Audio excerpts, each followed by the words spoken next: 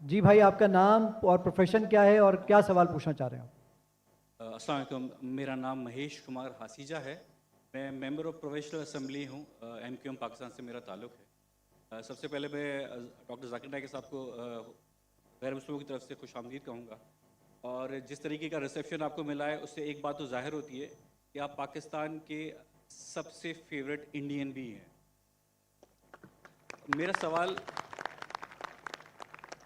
मेरा सवाल ये है कि being a member of provincial assembly हमारे पास बहुत से फोर्स कन्वर्जन के केसेस आते हैं, जिसमें नाबालिग जो लड़कियां होती हैं वो किसी की मोहब्बत में लव मैरिज कर लेती हैं और इस्लाम कबूल कर लेती हैं। इस किस्म की कबूलियत जिसमें अल्लाह और उसके रसूल की मोहब्बत के अलावा किसी इंसान की मोहब्बत, किसी पैसे की लालच या कोई भी और रीज़न हो, उस कबूलियत की अल्लाह के नज़दीक क्या अहमियत है? मेरा सवाल। Thank you so much.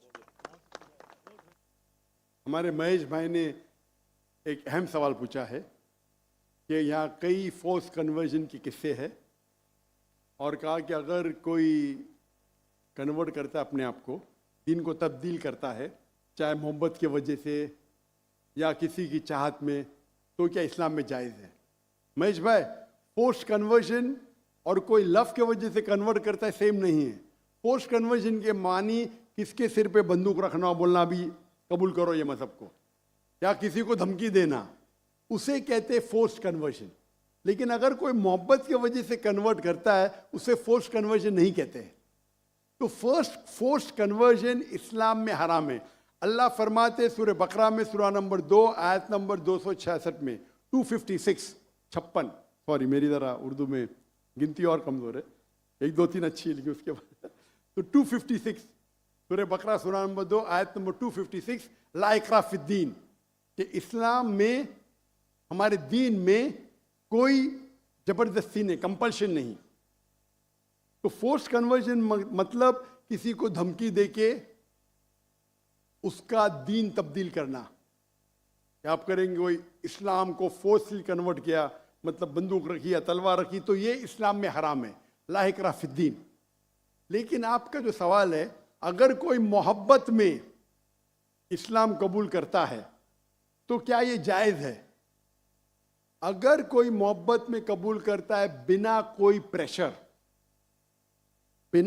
Pressure, अगर कोई गैर मुस्लिम, चाहे हिंदू हो, ईसाई हो, कोई मुसलमान के मोहब्बत में इस्लाम कबूल करता है, तो ये एकदम अफजल नहीं है।